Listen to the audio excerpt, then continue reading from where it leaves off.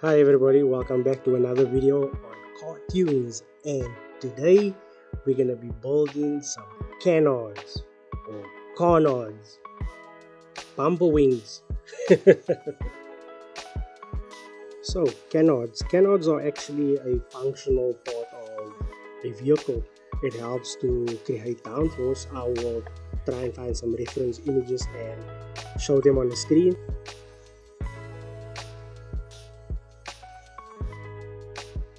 So canards are basically to help a vehicle create downforce on the front of the vehicle. So a lot of cars in time attack use it, and also circuit cars use it, as well as street cars. Well, there is a lot of different variations of canards, but in today's video we're going to be building real carbon fiber canards. It doesn't get any more real than that.